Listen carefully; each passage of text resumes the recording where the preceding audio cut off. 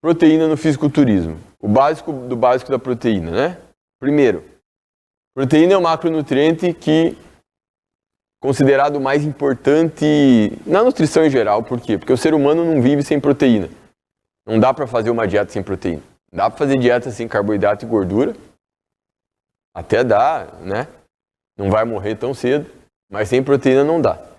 Certo? Proteínas são formadas por aminoácidos e na natureza existem mais de 300 tipos de aminoácidos. Mas todas as proteínas do nosso corpo são formadas por apenas 20 aminoácidos, né? Então existem mais de 300 tipos de aminoácidos na natureza, mas desses 300 ou mais, apenas 20 deles formam as proteínas do nosso organismo, tá? Então, por exemplo, a insulina é uma proteína, desenhando de uma forma simples aqui. A insulina é um hormônio proteico e ela é formada por 51 aminoácidos. Mas nesses 51 aminoácidos, só esses 20 podem participar. Então, alguns aminoácidos vão se repetir na sequência, tá? Então, a creatina não é uma proteína, tá, pessoal? A creatina é um composto formado por 3 aminoácidos, certo? É um composto nitrogenado. Então, ela tem uma absorção integral no intestino, tá? Então, esses 20 aminoácidos, eles são divididos em não essenciais e essenciais. Não essencial é um aminoácido que o corpo consegue produzir normalmente, né? Em condições normais, ele consegue produzir. Por exemplo, glutamina é não essencial, ou seja, o corpo mesmo consegue produzir glutamina. O aminoácido que o corpo mais produz diariamente é glutamina. 50 a 60 gramas de glutamina por dia, 80. Então o cara toma 5 gramas de glutamina, se o corpo pudesse falar para ele, fala, tá de sacanagem, né, cara? Tô produzindo 80 gramas, tu joga assim, 5 gramas, metade fica no intestino. Então a glutamina é um aminoácido muito abundante no organismo, né? Os aminoácidos essenciais são aminoácidos que o corpo não consegue produzir. Então nós precisamos obter dos alimentos, certo? Se por acaso uma alimentação estiver faltando um aminoácido essencial, já seria um problema. Mas é difícil isso acontecer, por quê? Porque só se o cara tivesse uma dieta que ele está comendo só arroz, por exemplo. Aí vai faltar aminoácido, porque arroz tem proteína, mas tem pouco. E o arroz, ele não tem um aminoácido que é chamado lisina, que tem no feijão, certo? Por isso que quando você combina arroz com feijão, você fornece todos os aminoácidos essenciais. Por quê? No feijão falta metionina, que é um aminoácido que tem no arroz, né? Então, por isso que uma dieta vegana consegue oferecer todos os aminoácidos essenciais. Claro que com uma dieta com proteína animal, você tem mais facilidade de ofertar proteína para o organismo. Mas com uma dieta sem proteína animal, você também pode conseguir, pela combinação de alimentos, todos os aminoácidos essenciais, né?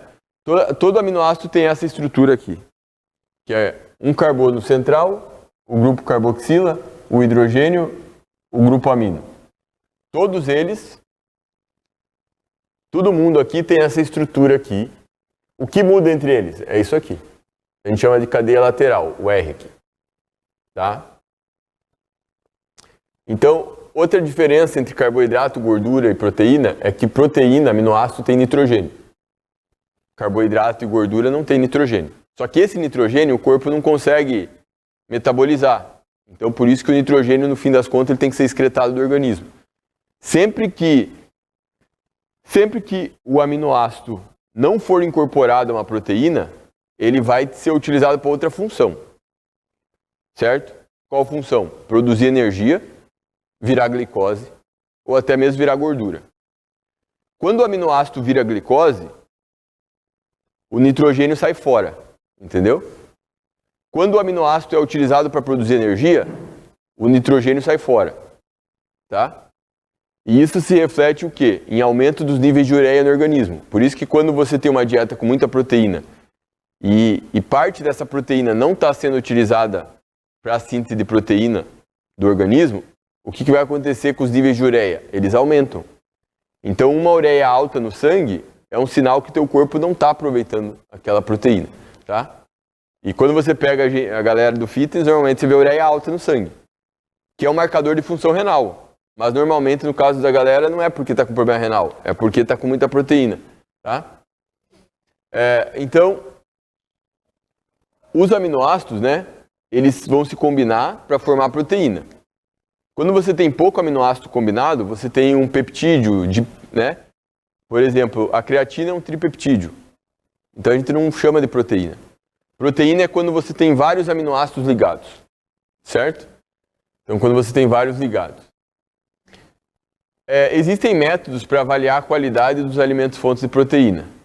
Ao longo dos anos, vários métodos foram pensados.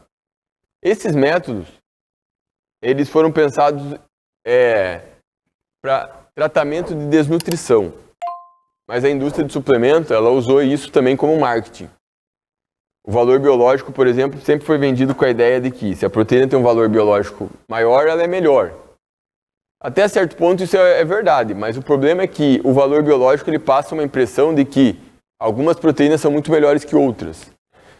Então, não, na verdade, ele não é um método muito bom para avaliar a qualidade proteica. Esse método aqui é melhor. Então, a característica dos diferentes métodos que você observa é que normalmente as proteínas de origem animal têm uma pontuação mais alta. E isso pode ser explicado por quê. Então, as proteínas de origem animal elas têm uma pontuação mais alta pela característica de serem completas em aminoácidos essenciais e terem uma boa digestibilidade. Até a caseína, né, que o pessoal fica falando na internet que não é bem digerida pelo organismo. Isso é papo merda, tá? É que ela tem uma digestão mais lenta. Tanto que por uma época foi vendida a ideia de que caseína antes de dormir. Por quê? Você vai ficar horas sem comer proteína, então você toma uma proteína de digestão lenta. Tá? Mas, como vamos falar, não é necessário fazer isso, né, pessoal? A soja tem uma pontuação semelhante às proteínas de origem animal. Em alguns lugares a soja entra como 0,91, aqui está com uma pontuação parecida com a da carne, certo? Então esse método aqui seria um dos melhores, é o do melhor entre que está aqui, mas tem um método mais atualizado, mas as informações dele não são, é mais difícil de achar, tá? Mas o raciocínio é o mesmo. Por que o glúten tem uma pontuação tão baixa? Porque é uma proteína de digestibilidade ruim, certo? Então assim, tu pode contabilizar a proteína lá do pão na dieta? Ok.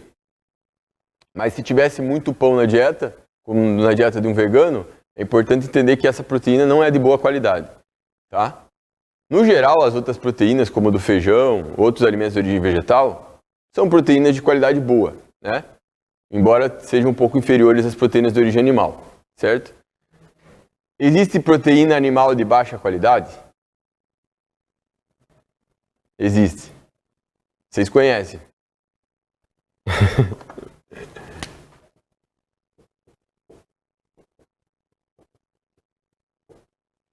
Por que colágeno é uma proteína animal de baixa qualidade? O colágeno, ele tem pouco aminoácido essencial, ele tem mais aminoácido não essencial, prolina e glicina. Certo? Então, é uma proteína de baixa qualidade. Se você for dar para uma pessoa desnutrida, vai continuar desnutrindo. Tá certo? Por que o colágeno ficou popular? Porque a ideia é de substituir o colágeno da pele, dos tecidos, né? Só que a evidência sobre isso é limitada.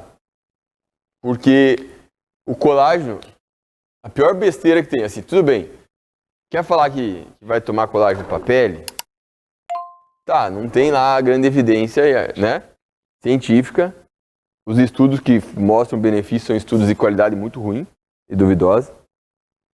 Agora, o cara ir na internet e falar que ele está tomando colágeno no lugar do whey porque o whey é inflamatório, porra, aí é um grau de burrice, de absurdo. Por quê? Porque colágeno não tem como substituir o whey. O whey é rico em aminoácido essencial. Tá certo? Mas já vi gente falando isso, né? E por isso que é importante a gente entender, né, de fisiologia.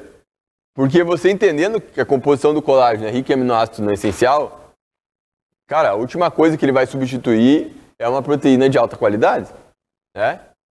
A soja dá um pau no colágeno. Por quê? Porque soja tem mais aminoácido essencial que proteína do feijão. É melhor comer feijão do que usar colágeno.